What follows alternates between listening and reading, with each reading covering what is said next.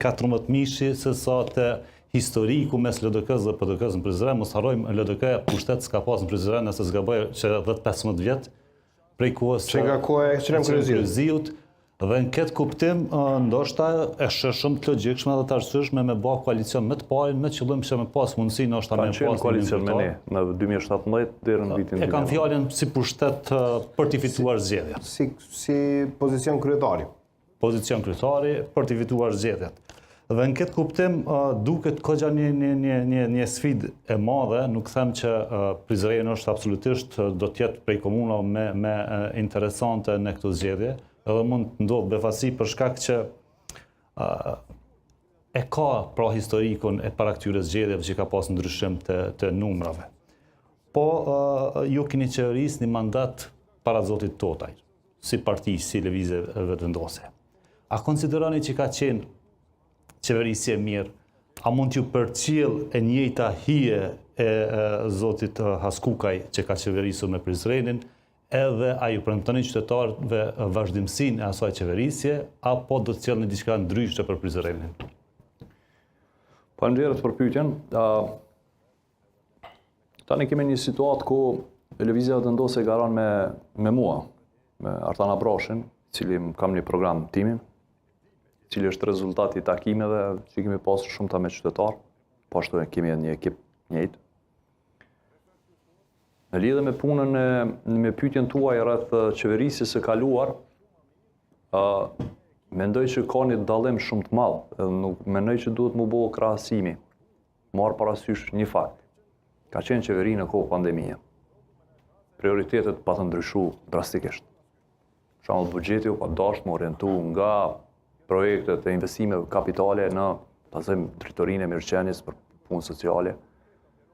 Me ofru pako për ndihma, me kalu tek emergjencat, pra besoj që nuk mund ta krahasojmë një qeverisje në një rrethon të tillë me një qeverisje siç janë rrethonat tani.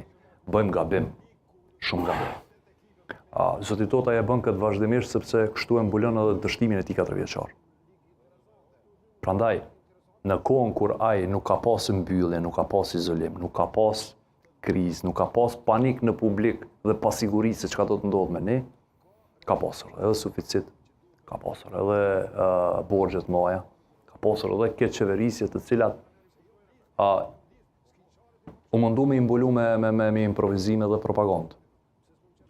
Të gjitha projektet të cilat thirret, apo ato kryesoret, janë projektet të cilat janë trashëguara, po kur nuk i thot. Mendoj që bën gabim. S'ka gjë të keqe nëse trashëgon një projekt që është nisë në një qeverisje të kalume, edhe përfundon tash. Zoti Askuka ka trashëguar shumë projekte të ish-kryetarit Ramadan Muja. S'ka gjë të keqe me thonë që procedura ka nisë. Do të jetë vazhdimsi. Natyrisht ti do të gjykosh edhe do të kesh meritat nëse kur të përfundon ti ke bën ndonjë shtesë aty, po është një përpjekje e përbashkët, konsideroj unë. Por se krahasimi me atë qeverisje nuk mendoj që sjell rezultate objektive. Prandaj unë këtu jam me një platformë politike, këtë tjetër me një vizion.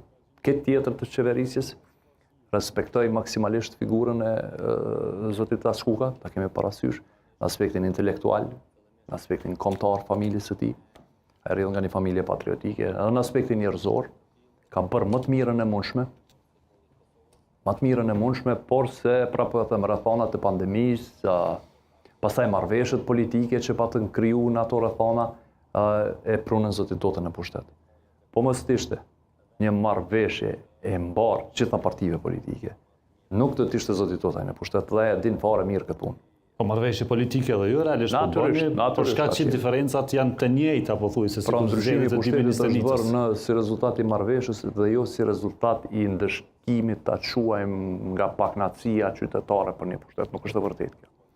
Realisht ku është këtu pak diçka është interesante se jemi në një pozicion të njëjtë me vitin 2021, por se kemi ndryshuar rolet.